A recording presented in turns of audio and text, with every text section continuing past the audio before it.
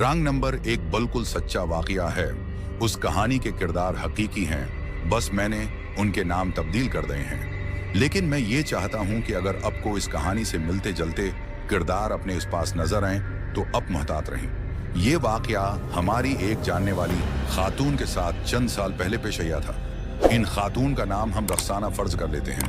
रक्साना एक बहुत नेक और ईमानदार खातून है। इनके 2 बच्चे हैं, एक बेटी और एक बेटा है। बेटी बड़ी है और उसम की शादी हो चुकी थी, जबकि छोटा बेटा स्कूल में पढ़ता था। रक्साना बाजी के शौहर भी बहुत नेक और सीधे साधे हैं, मगर वो बहुत बासूल और खरे इंसान हैं। न वो गलत काम करते हैं, न गलत काम करने वालों को बर्दाश्त करते हैं। रक्साना बाजी ने अपने घर में ही अपना पार्लर खोल रखा था, जो बहुत अच्छा चल रहा था।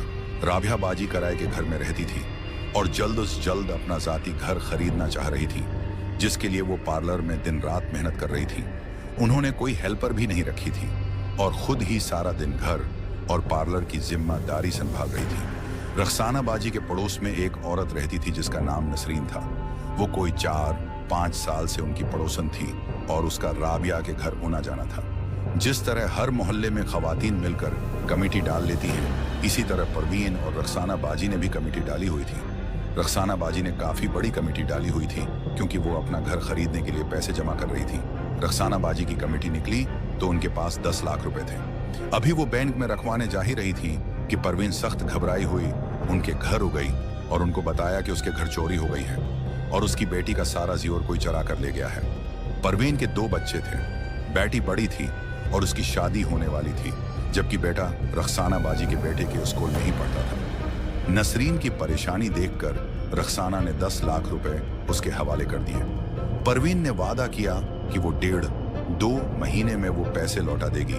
हैरत का पहाड़ टूट गया। नसरीन रातों रात अपनी पूरी फैमिली के साथ गायब हो गई। वो भी किराए के घर में रहते थे और उसका शौहर भी वहीं कहीं काम करता था। वो इतनी खामोशी से फरार हुए कि किसी को पता तक नहीं चला। राबिया इतनी शाक्ड थी कि बीमार पड़ गई। 10 लाख रुपए उनके लिए बहुत बड़ी अमाउंट थी और उनकी जिंदगी भर की कमाई थी। इस रकम से उनके कितने ख्वाब जुड़े थे, ये कोई बेघर ही महसूस कर सकता है। सबसे ज्यादा डर उन्हें इस बात का था कि अगर उनके शौहर को उनकी बेवकूफ़ी पता चल गई तो वो बहुत नाराज होंगे। रक्साना बेचारी इतनी कमजोर हो गई थी कि पार्लर भी नहीं चला पा रही थी। एक दिन उनकी एक क्लाइंट इनसे मिलने आई। उसका नाम शमीम था। शमीम रक्साना बाजी के शौहर की कजन भी थी। शमीम रक्साना की हालत देखकर हैरान रह गई। उसके पूछने पर रक्साना ने पूरी कहानी उसे सुना दी। शमीम ने गौर से सारी तफसील सुनी और पूछा कि उनके पास परवीन की कोई तस्वीर है। इत्तेफाक से रक्साना के पास किसी फंक्शन की परवीन की तस्वीर मौजूद थी। शमीम ने कहा कि वो एक बुजुर्ग को जानती है, वो बहुत पहुंचे हुए हैं और उनके पास मौकल भी मौजूद हैं। वो ऐसा अमल करेंगे कि परवीन जहां भी होगी अपने पैरों पर चलकर रक्साना के पास आएगी और उनके पैसे लौटा देगी। रक्साना को शमीम की बातों से बड़ा हौसला तो मिला, मगर उनको अपने शौहर का खौफ था क्योंकि वो ऐसी बातों और पैरों फकीरों के सख्त खिलाफ थे। शमीम ने कहा कि वो बाबा को इस वक्त रक्साना के घर लाएगी जब उनके शौहर मौजूद नहीं होंगे और उनको इल्म नहीं हो सकेगा। किस्सा मुख्तसर। एक दिन शमीम इन बुजुर्ग को रक्साना के घर ले आई। रक्साना हैरान रह गई। सिवाय लंबी काली दाढ़ी के उन हजरत में ऐसी कोई चीज मौजूद नहीं थी कि उनको बुजुर्ग कहा जाए। गंदे कपड़े, काला सियाह रंग, लाल सरख घूरती और जायजा लेती आंखें और इंतहाई मकरुआ मुस्कुराहट। खैर, न चाहते हुए भी रक्साना ने उस आदमी को पूरा वाकया सुना दिया और परवीन की तस्वीर भी दे दी। शमीम ने कहा था कि ये बाबा खुल्की खुदा की खिदमत करता है और एक पैसा भी नहीं लेता, और इस वक्त बाबा ने भी पैसों का कोई तज़किरा नहीं किया। बाबा ने रक्साना के पूरे घर का मुआयना किया। हर खिड़की और दरवाजे पर न जाने किया पड़कर भौंका और जाते हुए घर के गेट पर ढेर सारा सरसों का तेल डालकर चला गया। दूसरे दिन से रक्साना की जहनी हालत अजीब सी हो गई। बीमार तो वो पहले ही थीं, उनका जहन जैसे माफ हो गया।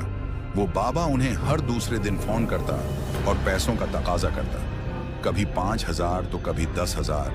रक्साना का जहन जैसे इस शख्स ने हिप्नोटाइज कर दिया था।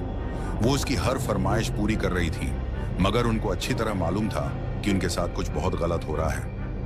रक्साना बाजी के बेनक अकाउंट में चंद लाख मौजूद थे जिनका इल्म शमीम को था, क्योंकि शमीम उनके शौहर की रिश्तेदार थी और उसका पार्लर में भी हमेशा से आना जाना था। रखसाना बाजी बुरी तरह इस शख्स के चंगल में फंस गई थी, मगर उनके अंदर किसी को कुछ भी बताने की हिम्मत नहीं थी। रखसाना बाजी ने इस बाबा को अक्सर रात के वक्त उनके घर के इस पास मंडलाते और प्रासरार हरकतें करते देखा था। हैरत की बात यह थी, वो सिर्फ इस वक्त फोन करता और दिखाई देता जब उनके शौहर घर पर नहीं होते थे। फिर एक दिन रखसाना की शादी शुदा बेटी मदीहा उनके पास रहने हो गई। वो बहुत ही नेक और इबादत गुजार लड़की है। मदीहा अपनी अम्मी की हालत देखकर परेशान हो गई। रखसाना तो नींद पागल लग रही थी। मदीहा का मामूल था कि वो फज्र की नमाज पढ़कर सूरा बकरा की तलावत ऊंची आवाज में लगा दिया करती थी। रखसाना बाजी को तलावत सुनकर अपने अंदर बहुत फर्क महसूस होने लगा। उनके जहन से जैसे बादल छटने लगे, धुंध साफ होने लगी, लेकिन उसके साथ ही डरावने ख्वाबों का सिलसिला शुरू हो गया। शमीम उनको बहुत खराब हिलिये में नजर होती थी। बिखरे बाल, खून बरसाती आंखें, जैसे कोई जादूगरनी हो, और वो उनको धमकियां देती। मुझे भगाना चाहती है, मैं ऐसे नहीं जाऊंगी, तुझे तबाह करके जाऊंगी। रखसाना बड़ी तरह खौफजदा हो गई थी। फिर एक दिन रखसाना को इस शैतान बाबा का फोन आया। वो बहुत नाराज हो रहा था और कह रहा था, तुम घर में जो तलावत चला रही हो वो फौरन बंद कर दो, मेरा अमल खराब हो रहा है। अगर तुमने तलावत बंद नहीं की तो तुम्हारे पैसे नहीं मिलेंगे और तुम्हारे साथ बहुत बड़ा होगा, बहुत बड़ा। मगर रखसाना उसकी हकीकत समझ गई थी। उन्होंने अपनी बेटी को सारी बात बता दी और मदीहा ने भी अपने अबू को एतमाद में लेकर सारा किस्सा सुना दिया और वादा लिया कि वो रखसाना पर गुस्सा नहीं करेंगे। रखसाना की हालत इतनी खराब थी कि जाहिर है उन्होंने क्या गुस्सा करना था। वो तो दिल से चाहते थे कि रुखसाना ठीक हो जाए। उन्होंने सबसे पहले रुखसाना का मोबाइल नंबर तब्दील किया ताकि वो बाबा उन्हें कॉल ना कर सके, और मदीहा ने सूरत बकरा की तलावत सुबह शाम करना शुरू कर दी, जिसकी बरकत से रुखसाना आहिस्ता आहिस्ता बिल्कुल सेहतमंद हो गई। इस कहानी का सबसे हैरत अंगेज पहलू अभी बाकी है। जैसा कि शमीम राबिया के शौहर की कजन थी और वो उसको हमेशा से जानते थे, मगर शायद अब किसी को कभी भी नहीं जान सकते। एक रात इत्तिफाकन रखसाना के शौहर शमीम के घर बगैर इत्तला पहुंच गए। उसके घर में उस वक्त एक गंदे हलिये, लंबी काली दाढ़ी वाला शख्स मौजूद था। उसका हलिया वो ही था जो कि रखसाना ने बताया था। वो आमिल और शमीम ड्राइंग रूम में बैठे थे। उनके पास अजीब व गरीब चीजें रखी थी, जैसे बहुत साए बाल, आंडे के छलके, टूटी हुई चूड़ियां और कपड़ों के टुकड़े। यानी शमीम और वो शख्स मिलकर शैतानी अमल करते थे। शमीम लोगों को घेर कर बाबा से मिलवाती थी और वो फरेब देकर उनको लौट लिया करते थे।